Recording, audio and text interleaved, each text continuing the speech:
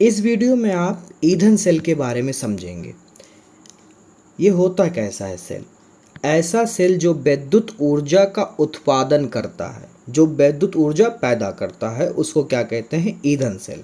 हमारे सेल तीन प्रकार के होते हैं। सबसे पहले प्राथमिक सेल, और फिर द्वितीयक सेल, और फिर तीसरा ईंधन सेल। ठीक है, तो ईंधन सेल के बारे में आज आप पढ़ रहे हैं। तो ईंधन सेल की जो होता है, एक ऐसा सेल होता है जिसमें विद्युत ऊर्जा खुद पैदा होती है। ठीक है, जैसे ईंधन सेल एक प्रकार का गैल्विन सेल होता है जिसकी क्षमता 70% होती है।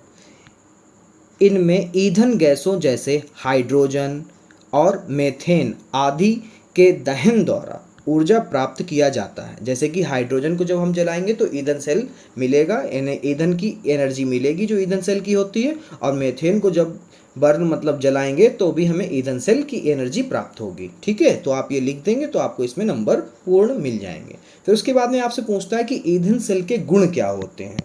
ठीक है, तो आप इसमें लिखेंगे नंबर 1, ईंधन सेल किसी भी प्रकार का प्रदूषण नहीं करता है। किसी भी प्रकार का प्रदूषण मतलब धुआं बिल्कुल ही नहीं होगा। ठीक है, नंबर 2, ईंधन सेल की ऊर्जा, माफ करिए, हाँ, ईंधन सेल की और सेलों की तरह क्षमता अधिक होती है। मतलब कि आप प्राथमिक सेल ले लें और द्वितीयक सेल ले लें, उसमें जितनी भी एनर्जी होगी उससे कई अधिक एनर्जी ईंधन सेल में होती है। ठीक है, नंबर 3, ईंधन सेल द्वारा लगातार ऊर्जा प्राप्त की जा सकती है। ठीक है, इसमें ऐसा नहीं है कि वो डाउन होगा।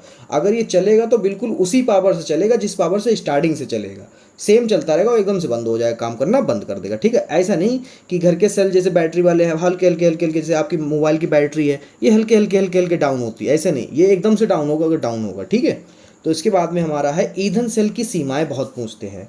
तो इसमें नंबर 1 आप डालेंगे और लिखेंगे गैसीय ईंधनों की संग्रह करना कठिन होता है। जैसे कि आप जानते हैं कि उनको इकट्ठा करना बहुत कठिन होता है।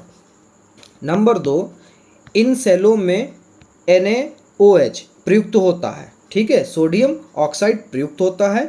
नंबर 3, ईंधन सेलों में प्रयुक्त उत्प्रेरक काफ़ी महंगा होने के कारण यह सबके लिए सुलभ नहीं होता है, क्योंकि ये बहुत महंगा होता है, इसलिए हम काफ़ी जो भी लोग होते हैं वो इसको इस्तेमाल नहीं कर पाते हैं। ठीक है, जैसे कि आपने बहुत सी महंगी गाड़ियां देखी होंगी तो उसमें नाइट्रोजन वो लोग लगाते हैं। तो नाइट्रोजन क्या होता है? वो एक ईंधन सेल है। हाइड्रोजन क्या होता है? वो एक ईंधन सेल है।